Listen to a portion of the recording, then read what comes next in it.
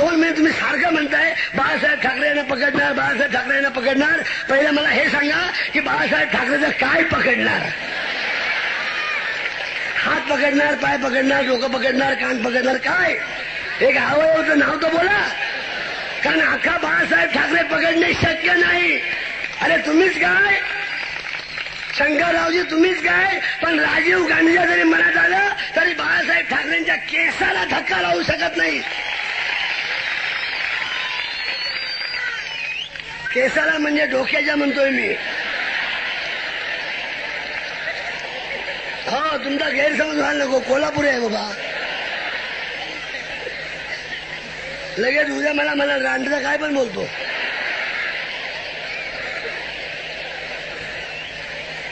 ते गेले आणि दुसरे आले, म्हणजे पंत गेले आणि राव चढले. तो वाटच बघत होता. बघा, मराठी माणसामध्ये इतका हलकटपणा असू नये विश्वासघात करण्याचा. नाही, अनेक लोकांनी विश्वासघात केले असतील. प्रेमामध्ये आमचा सुद्धा विश्वासघात झालेला आहे, नाही असं नाहीये, पण त्याला काहीतरी मर्यादा आहे. हो, पण एक शरद पवार काँग्रेसमधून हाकलून दिल्याबरोबर यस नावाचा पक्ष काढतो, काँग्रेस यस, आणि त्याला लोक त्याचा लीडर बनवतात. आपल्या पार घामाचे रक्ताचं पाणी करून त्याला विरोधी पक्षाचा नेता बनवतात, त्याच्या विश्वासाने त्याच्या गळ्यामध्ये मान टाकून. आणि हा माणूस सगळा पक्षाचा विचार न करता त्याला फक्त कळलं की एक खुर्ची खाली होते मुख्यमंत्र्याची, एवढे कळलं. पक्षाचा विचार घेतला नाही, कार्यकर्त्यांना विचारलं नाही, काही नियम सगळे तोडले. जे उडाले ते एकदम आईमध्ये गेले. आय घातली नाही, आईमध्ये गेले. मी बोललो नाही बा, पण वाईट नाही, बरोबर आहे. पण सदरा घालणे म्हणजे सदरा स्वीकार करणे, चप्पल घालणे म्हणजे चप्पलेचा स्वीकार करणे, डोक्यात टोपी घालणे म्हणजे टोपीचा स्वीकार करणे, तसे आय घालणे म्हणजे काँग्रेस आयचा स्वीकार करणे. मी मराठी आय बोलत नाही, इंग्लिश आय बोलतोय. तिकडे गेले, बरं गेले तर गेले, आमचं काय म्हणणं नाही. खुर्चीवर बसल्यानंतर मुख्यमंत्री बोलायचं की नाही की बाबा मी रस्ते करीन. लोक, हो आता मी मुख्यमंत्री झालेलो आहे, तेव्हा कसली तुम्हाला कमतरता पडणार नाही. तुम्हाला दूध मिळत नाही, मी देईन, सोय करीन. तुमच्या गावाला पाणी नाही, तुमच्या घरात नळ बसवीन. अहो पहिला आहे, हो दुसरा बसवीन माझ्यातर्फे. करायचं नाही, पण बोलायला काय हरकत आपल्याला? काय पाहिजे बोला. तुमच्या घरी मोरी नाही, मी मोरी करून देतो. तुम्हाला बायको नाही, मी ते बघा तुमचं तुम्ही आपलं. असं काहीतरी बोलायचं की नाही. ते दिलं सोडून त्या राजीव गांधीला पारशाला खुश करण्याकरता हा शरद पवार आसनावर बसायच्या अगोदरच लगेच दंड ठोकून म्हणतो की शिवसेनेची पाळमुळं उपटून काढीन. शिवसेनेची महाराष्ट्रामधली पाळमुळं उपटून काढीन. अरे शरदराव, गेली 40 वर्षात तुला काँग्रेस गवत उपटता आलं नाही, तो आमची काय उपटणार?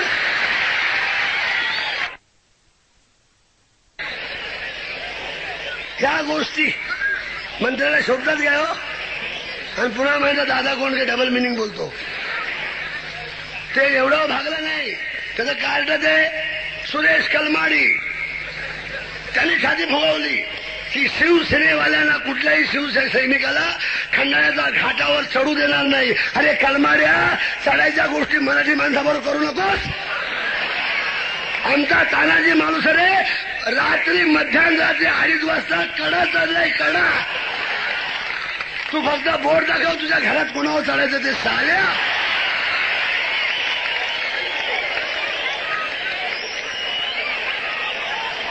काय नाही हो, ह्यांचे दिवस भरत आलेले आहे, दुसरं काही नाही. म्हणून अशा गोष्टी करतात. काल अधिवेशन झालं औरंगाबादला.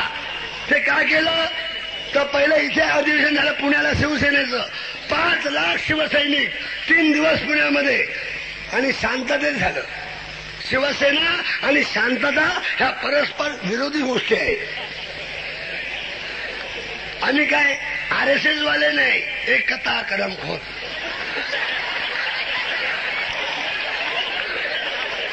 ते आपल्याला शिकवलं नाही कोणी. म्हणजे सुंदर बायको घरात ठेवायची आणि तिला हात पण लावायचा नाही म्हातारी होईपर्यंत. आणि मग सांगायचं बघा किती जपली मी. अरे गाढवा जपली कशी, तुला दुसऱ्याला देऊन टाकायची नाही का? आपण वापरायची नाही, दुसऱ्याला द्यायचं नाही. तर शिवसेनेचं अधिवेशन झालं इकडे 5 लाखाचं. दिल्लीला बातमी गेली कि शिवसेने का बहुत बड़ा अधिवेशन हो गया और 5 लाख लोग थे. राजीव गांधी ने लगेच फोन केला रात्री शरद पवारला, ए सुअर के बच्चे, मैंने सुना है कि 5 लाख का उधर आदमी जमा हुआ था वो शिवसेने का. बोला हाँ यस सर. तो बेंजर तू कागो अकेला बैठा उधर, तेरे पीछे कोई नहीं क्या? अगर देखो तू भी अधिवेशन नहीं लिया तो मैं तुमको 2 मिनट में कुर्सी निकाल दूंगा. घाबरलं शरद पवार, लगेच अधिवेशन जाहीर केलं. औरंगाबादला अधिवेशन. तुम्हाला खरं सांगू, 50,000च्या वरती माणसं नव्हती. ते सुद्धा भाड्याने आणलेले लोक, कारण मुळात हे भाडखाव आहेत ना. भाड्याने आणलेली माणसं ती लागली मारामारी करायला. त्याला आम्हाला 40 रुपये ठरवले, 50 रुपये देता काय? शेवटी मला जावं लागलं भांडणं सोडवायला. गरीब झोपडपडीचे लोक. बरं अधिवेशन झालं, नाही अधिवेशनामध्ये तरी चांगलं बोलायचं की नाही, की तुमच्या सरकारचा कार्यक्रम काय पुढचा डोंबलाचा? काही नाही. तिथे पण हेच की बाळासाहेब ठाकरे हिंदूचं राज्य काय निर्माण करणार. अरे बाळासाहेब ठाकरेच्या समान बरगड्या दिसत आहेत, बरगड्या, आणि छाती 13 इंच आणि फुगवल्यावर 14 इंच. मला कळत नाही की या मुख्यमंत्र्या शरदरावला छातीचा एवढा शोक का हो. आणि एका तुला जर छाती मोजायची होती तर बाळासाहेब ठाकरे कशाला घरची छाती मोजणार, एखादा पोरबाळ तरी होईल.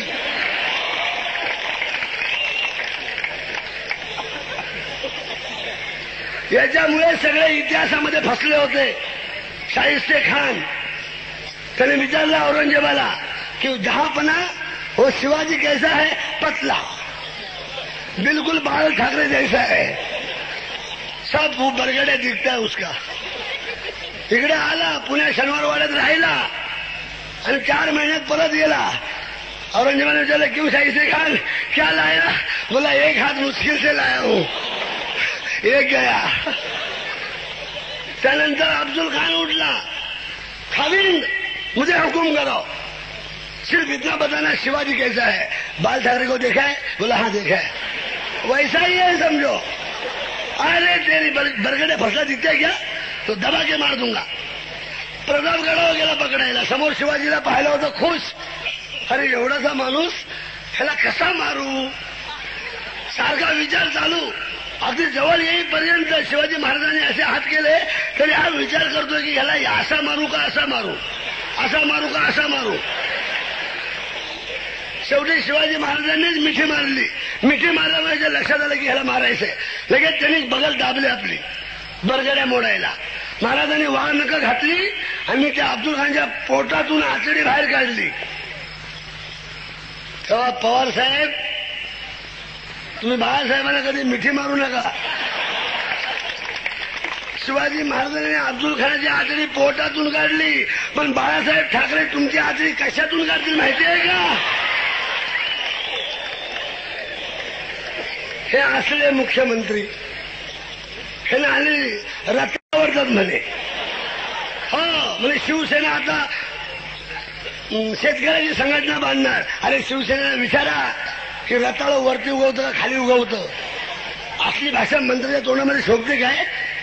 पण बरोबर आहे, सरळ जाऊन रताळ दिसणार. तर राजीव गांधीचे बूट पॉलिश करताना वर पाहिल्यावर दुसरं काय दिसणार?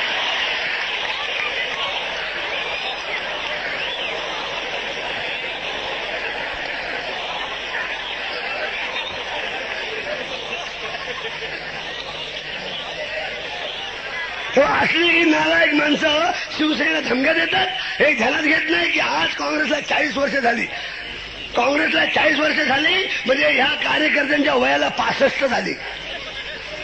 आणि हे आता दादागिरी करायला लागले.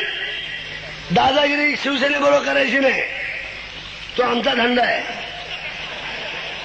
त्याला तुम्ही हात घालू नका. आणि जर तुम्ही हात घातला तर आम्ही तुमच्या कुठे पण हात घालू, मग बोंबलू नका. तुम्ही सरळ वागायचं, आम्ही सरळ वागू. तुम्ही आम्हाला नमस्कार करा, आम्ही तुम्हाला साष्टांग नमस्कार घालू. पण तुम्ही आम्हाला आरे म्हटलं तर आम्ही कारे म्हणणारे आमची अवलाद नाही, कानाखाली आवाज काढू धरून. जर कुठला काँग्रेसचा कार्यकर्ता माझ्या कार्यकर्त्यांचा त्रास देईल त्याने ध्यानात ठेवायचं की असेंब्ली हॉल म्हणजे विधानसभा मुंबईला आहे आणि मुंबईला शिवसेना आहे. समजलं काय साहेब?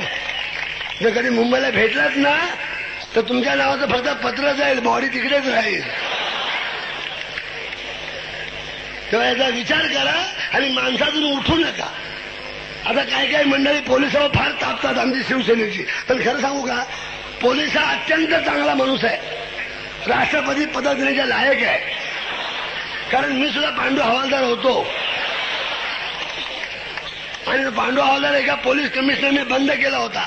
मी विचारलं काय साहेब काय नोटीस का दिली, तर म्हणजे पोलिसावर ही केळेवाली पोलिसावर कशी काय प्रेम करते. कमाल झाली. आता पोलिसावर केळेवाली नाही प्रेम करणार तर मग काय श्रीदेवी प्रेम करणार काय. पोलिसांचा अवतार बघा हो, त्यांची थोबडी तरी बघा, त्यांचा कपडा बघा, तेली बघा, पण ते नाही. पण त्यांचा बिचारला काय दोष, सकाळपासून रोज मिटिंग चालू. आमची संपली ही काँग्रेसवाल्याची, काँग्रेसवाल्याची संपली की बीजेपीची, सारख्या मिटिंग चालू. सकाळी जो बाहेर पडतो तो बायकोला कधी भेटतो परमेश्वर जाणे. इतके त्यांचे हाल वास्तविक. इतर राष्ट्रामध्ये पोलिसांना सगळ्यात जास्त पगार आहे. ज्या राष्ट्राचा पोलीस कणखर आहे ते राष्ट्र मजबूत, आणि ज्या राष्ट्राचा पोलीस ढिला ते राष्ट्र ढिलं. या पोलीस आहेत, जर 4 दरोडेखोर आले तर 50 पोलिसांना कापून काढते. बसा बसा बसा, फूक मारल्याबरोबर गाडीत जाऊन बसतात. असं होणार तुम्ही भेऊ नका मित्रांनो. शिवसेना तुमच्या पाठीशी आहे. ज्या दिवशी शिवसेनेचा भगवा झेंडा असेंब्ली हॉलवर फडकेल त्या दिवशी तुमचा ड्रेस पण बदलेल. असला घाणेरडा ड्रेस आम्ही ठेवणार नाही. अरे भगवा फेटा बांधू असा रुबाब मध्ये, आणि तुपात द्या, तुपाशिवाय काय खायचं. पोलीस कसा मजबूत असला पाहिजे. अहो तो आपला संरक्षक आहे, त्याच्या अंगात ताकद नको. तेव्हा तुम्ही आमच्या बिचारे काय त्यांचा इलाज नाही हो. कोणतरी आमदार तक्रार करतो ह्याला पकडा आणि ते पकडायला येतात. तेव्हा अधिकाऱ्यांनी सांगितलेली कुठली गोष्ट पकडायची नाही विचार न करता. उद्या तुम्हाला काय म्हणतील पकडा, तुम्ही पकडाल काय. काय बाबा आम्ही हुकमाचे ताबेदार आहोत. अरे पण काही पकडायचंय काय, बघायचं नाही की बाबा हे शेण आहे का हे कमाल झाली यार. तेव्हा माझ्या शिवसैनिकाला मारू नका, त्याला त्रास देऊ नका. जर पोलीस स्टेशनने शिवसैनिकांना फटके मारले तर प्रत्येक एका फटक्याची 100 फटक्यांनी वसुली करू हे ध्यानात ठेवा. आम्ही विसरणारी मंडळी नाहीये. तेव्हा तुम्ही तुमच्या मार्गाने जा. काँग्रेसवाल्यानो तुमचं वय संपत आलंय, अर्धी लाकडं मसनत गेलेत. तेव्हा म्हाताऱ्याने म्हाताऱ्यासारखं वागावं, मस्ती करू नये, फारसा चावटपणा करा. रत्नाबा कुंभार करतो तसा.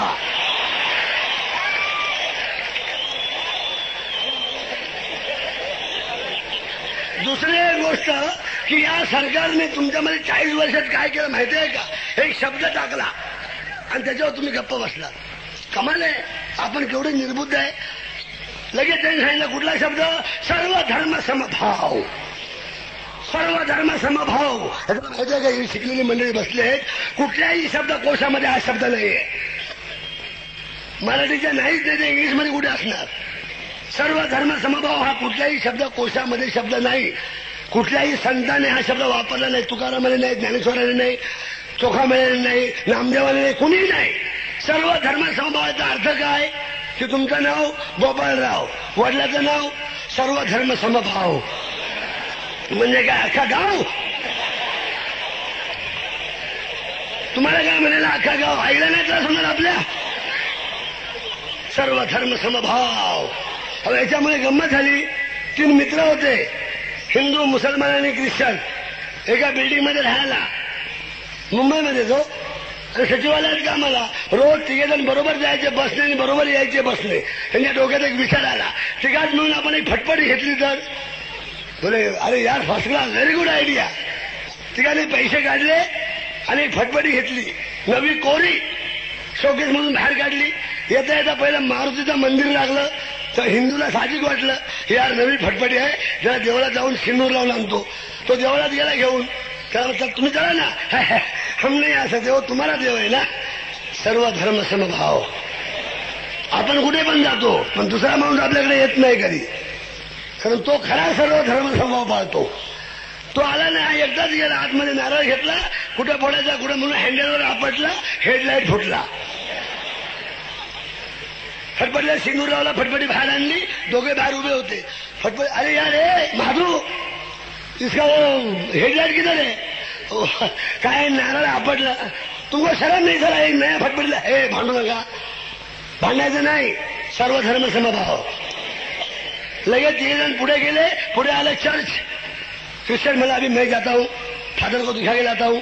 बोला जा जा. तो गेला आतमध्ये, मेणबत्ती घेतली एवढी मोठी, सीटवर ठेवली, पेटवली आणि गुडघे टेकून डोळे झाकून फादरकडे बघत जो बसला तो मेणबत्ती जळली, सीट बंद झाली. फटफटी घेऊन जो चर्चच्या बाहेर आला तो मुसलमान गारच झाला. अरे बोला ये क्या यार, तुमने सब सीट की मां बहन ये क्या को किया यार? हे भांडू नका, सर्व धर्म समभाव. पुढे गेला, मशीन आली. मग मुसलमान गेला, बोला मैं जरा मुल्ला को मिल के आता हूं. दर्ग्यामध्ये गेला, मुल्ला बसला होता मोराचा पंखा घेऊन. बोला क्या है? बोला नहीं मुल्ला जी. फटफटियों मारला, फटफट फटफट फटफट फट, जाओ जाओ अब्दुल और ले लैंड को टक्कर मारो.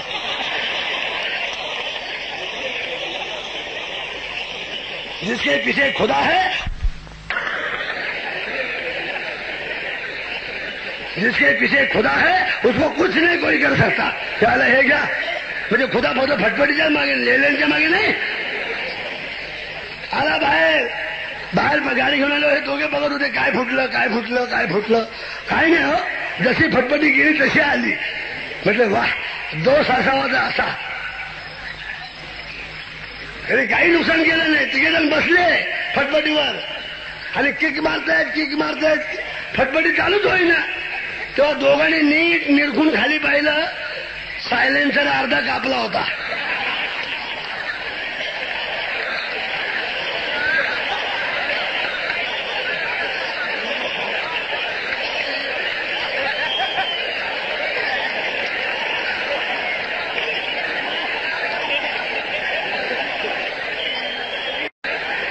हे बा, कुणी चिंगल जवाली करू नका, कारण सर्व धर्म समभाव. हे आपलं राष्ट्र कसं आहे, निधर्मी. चला काय शब्द आहे, एक एक शब्द बघा. निधर्मी काय नाही, तेव्हा ओरडतात गमतीने. निधर्मी. आता निधर्मी जगात कुठली वस्तू नाही. प्रत्येकाला धर्म आहे. मातीला गुणधर्म आहेत, दगडाला गुणधर्म आहे, झाडाला गुणधर्म आहे, पक्ष्यांना गुणधर्म आहे. मग माणसाला नाही. तुम्ही पोपट पाळा बघूया, पोपटाबरोबर महिना चालत नाही, पोपटीन पाहिजे. कुत्रा आणला तर त्याला कुत्री पाहिजे, घोडी चालत नाही. कुत्र्याला घोडी कशी नाही? काय झालं, दोन एका धर्मभाव काही नाही. अरे धर्म कसं नाही, तेव्हा प्रत्येकाला आपला धर्म आहे. अमेरिकन लोकांना त्यांचा धर्म आहे. अमेरिकन लोकांच्या देशात नाव अमेरिकेमध्ये अमेरिकन लोक राहतात, चीनमध्ये चिनी लोक राहतात चपट्या नाकाचे, जपानमध्ये जपानी राहतात, पाकिस्तानमध्ये मुसलमान राहतात. मग हिंदुस्थानमध्ये सगळे राहायला तुमच्या बापाची ठेव आहे काय रे? मला सांगा बघूया, अमेरिकेमध्ये विठोबाचं मंदिर आहे काय? लंडनमध्ये आहे काय? जपानमध्ये अंबाबाई आहे? चीनमध्ये भैरूबा आहे का? पाकिस्तानमध्ये हनुमान आहे? मग हिंदुस्थानमध्ये सगळ्यांना इथे मंदिरं बांधायला तुमच्या बापाच्या ठेव आहे का? ही सांगा मला बघू. आम्ही ठेवतो ही नसीब समजा, मेहरबानी समजा, कारण आम्ही हिंदू माणसं विशाल मनाचे आहोत. अरे माझ्या राजाने कुठल्याही धर्मावर कधी आघात केला नाही, एकही मशीद कधी पाडली नाही, सबन जन्मभर वैर केला मुसलमानाबरोबर, पण शिवाजी महाराजांनी कधीही कुणाच्या धर्मावरती घात घातला नाही, घाला केला नाही. अशा जातीची माणसं आम्ही आहोत.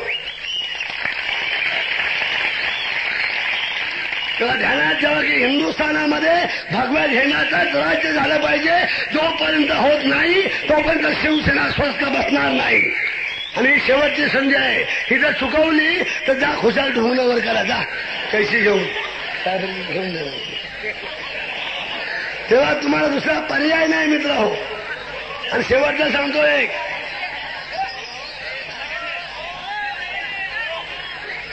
तेव्हा तुम्हाला दुसरा पर्याय नाही. तुम्ही आता थकून भागून 40 वर्ष अनुभव घेऊन तरी पण अजून म्हणतात काँग्रेसवाले, समजा शिवसेनेच्या हातामध्ये राज्य दिलं तर हे करणार कसे? अनुभव काय? म्हणजे आपण मुलाला मुलगी बघायला जायचं आणि मुलीच्या बापाने आपल्याला विचारायचं मुलगी दिली असते हो पण मुलाला अनुभव काय? मग घरी पाठवून द्या, एका वर्षात व्याजासहित परत करतो.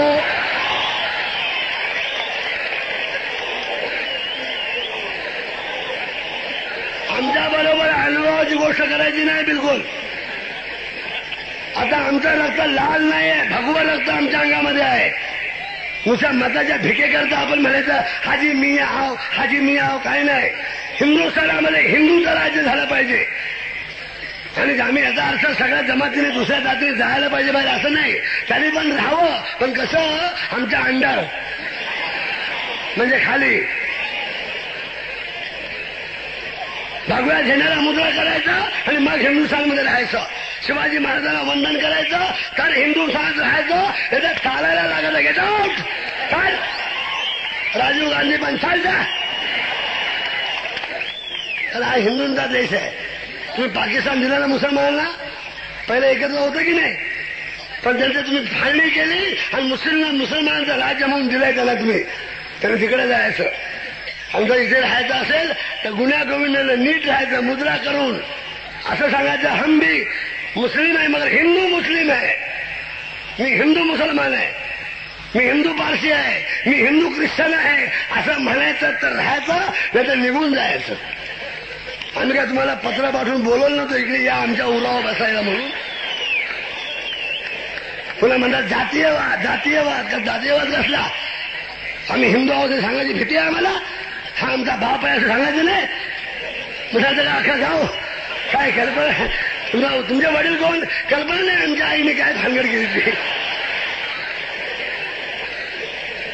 ते शरद पवारनी सांगायचं. विचारा शरद पवारला, इथे कधी कोल्हापुरामध्ये आला तर ही पहिला बोल शरद पवार की मी हिंदू आहे, गर्व से कहो आम्ही हिंदू आहे. तर कोल्हापूरच्या आतमध्ये ये, इथे साल्या बाहेर जा चल.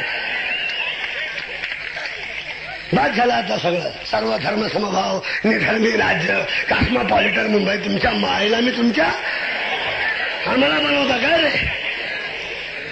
तेव्हा सांगून ठेवतो की तुम्ही आमच्या नादाला लागून नका. मी शिवसेना लोक गुंड म्हणतात, खरंच आम्ही गुंड आहोत आणि आम्ही गुंड आहोत याचा आम्हाला अभिमान आहे. कारण आम्ही गुंडगिरी कसली करतो, आमच्या आया बहिणीला कोणी इज्जत घ्यायला आला तर त्याला खतम करायची गुंडगिरी आम्ही करतो. आमच्या देशाचं वाटोळं करायला कोण निघाला तर त्याला खतम करायची गुंडगिरी आम्ही करतो. म्हणून गुंडगिरीचा आम्हाला स्वाभिमान आहे. आणि गुंड कोण असतो? रत्नामा कुमार कधी गुंड होईल काय? ज्याला काठीशिवाय चालता येत नाही तो गुंड कसला? गुंड म्हणजे ज्याच्या अंगामधलं रक्त गरम सळसळचं तापतं तो गुंडगिरी करतो. तरी तुम्ही ऐकलंय का 4 छक्क्याने बँकेवर दरोडा घातला?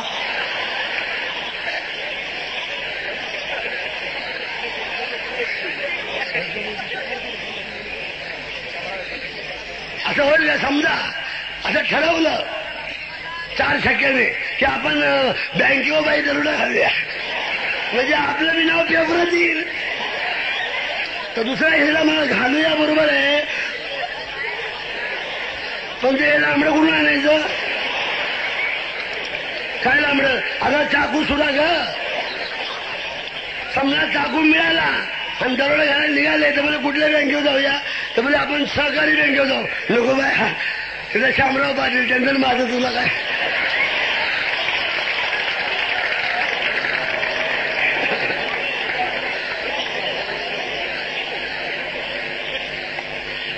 तेव्हा आम्ही गुंड आहोत याचा आम्हाला स्वाभिमान आहे. अरे 4 छक्के होण्यापेक्षा, म्हणजे आम्हाला 4 मुलगे आहेत पण काय छक्के आहेत, म्हणजे घरी उपयोग नाही, गावाला उपयोग नाही. 4 छक्के होण्यापेक्षा 1 पक्का होऊ दे, 4 संघ होण्यापेक्षा 1 गुंड होऊ दे. आणि म्हणून तुकाराम महाराजांनी सांगितलंय, मी माझ्या पदार्थ बोलत नाहीये, भारती पेंढारकरने शिकवलं तेवढंच बोलतो, त्या व्यतिरिक्त जास्त मला बोलता येत नाही. ही केवळ गुरुकृपा आहे, हे लक्षात ठेवा. तर तुकाराम महाराजांनी सांगितलंय की पुत्र व्हावा ऐसा गुंडा. कधी वाचता का नाही तुकारामाची गाथा? तर नुसतं सिनेमाची गाणी, वर ढगाला लागली कळ पाणी थेंब, चल गरानी गाऊया गाणी फिरूया पाखरा संग, रामाच्या पाऱ्यात गारगार वाऱ्यात अंगाला भिडू दे अंग. जेव्हा तुझं आणि माझं म्हणजे शरद पवारचं आणि माझं, अरे जेव्हा तुझं आणि माझं जुळं पाणी थेंबील गेलं. एवढी आणि बरं का तुकाराम महाराज सांगितलं की पुत्र व्हावा ऐसा गुंडा, शक्य होण्यापेक्षा पक्का होऊ दे आणि संड असण्यापेक्षा गुंडा होऊ दे. पुत्र व्हावा ऐसा गुंडा ज्याचा तिन्ही लोकी झेंडा. तसे बाळासाहेब ठाकरे सांगतायत की पुत्र व्हावा ऐसा गुंडा ज्याच्या हातामध्ये सदैव भगवा झेंडा. जय हिंद, जय महाराष्ट्र.